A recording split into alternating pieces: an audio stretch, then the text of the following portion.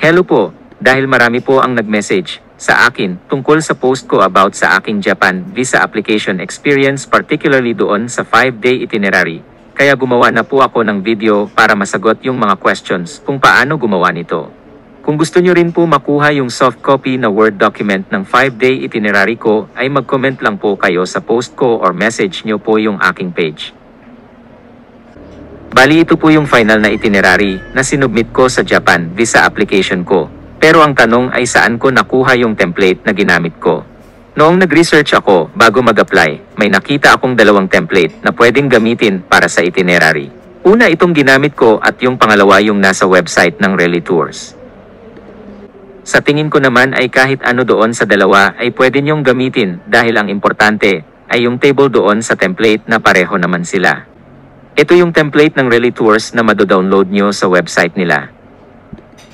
Makikita nyo ay may table din sila kagaya nung ginamit ko. Meron din silang date. Ang pagkakaiba ay yung position nito.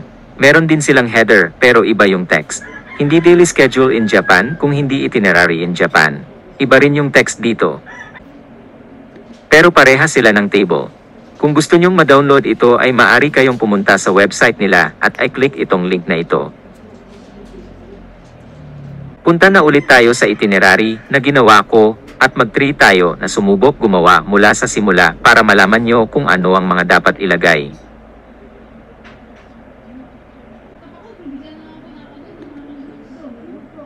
Simulan na natin mag-fill out.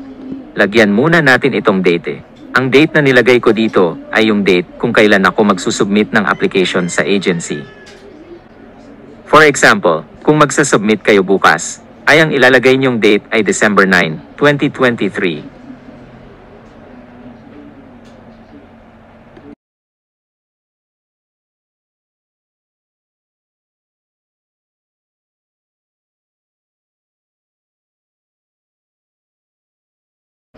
Ang susunod ay ito. Lagyan lang ng inyong pangalan.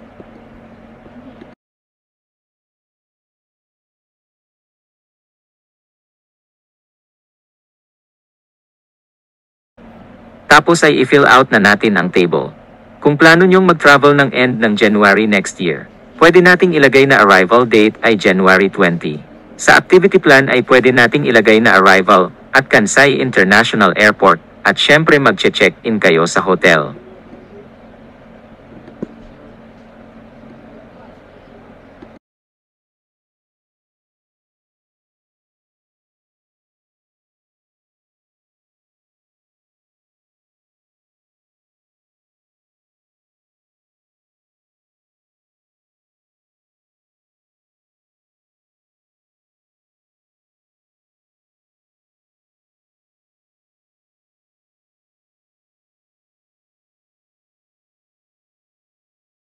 Sa day 2 naman ay pwede na tayong maglagay ng pupuntahan nating tourist spots.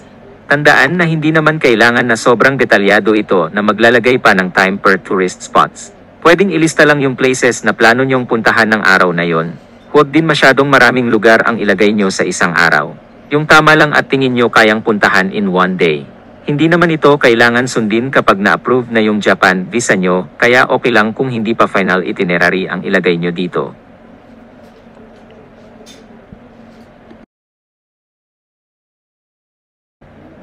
Ang ilalagay naman sa contact ay yung mobile number or yung phone number ng hotel or Airbnb kung saan kayo magstay. Ang ginawa ko dito, since hindi pa final yung hotel kung saan ako magstay nung time na nag-apply ako ng Japan visa, ay naghanap na lang muna ako ng hotel sa Booking at Agoda na may contact number na naka-indicate.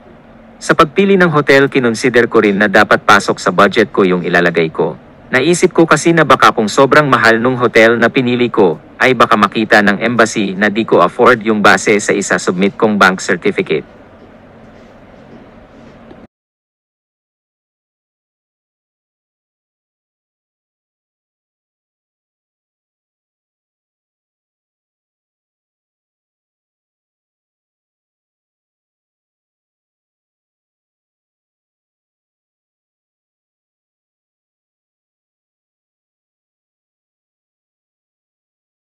Kung sa Kansai area lang kayo at hindi lilipat ng hotel, pwede nyo na lang ilagay na same as above yung sa contact number at accommodation sa next days.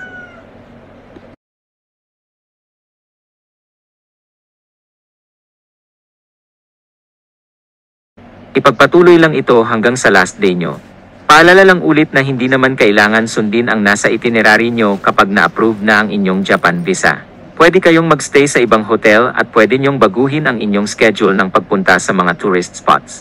Pati ang date ay pwede rin mabago basta pasok sa date na naka-indicate sa Japan visa nyo kung kailan kayo pwede mag-travel.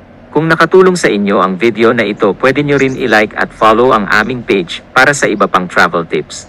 Kung gusto nyo naman ng soft copy ng final itinerary na nasa Word document ay pwede kayong mag-comment dito sa post. Ang next na plan namin na i-post ay kung paano ako gumawa ng Osaka itinerary at yung pag-compute ng budget.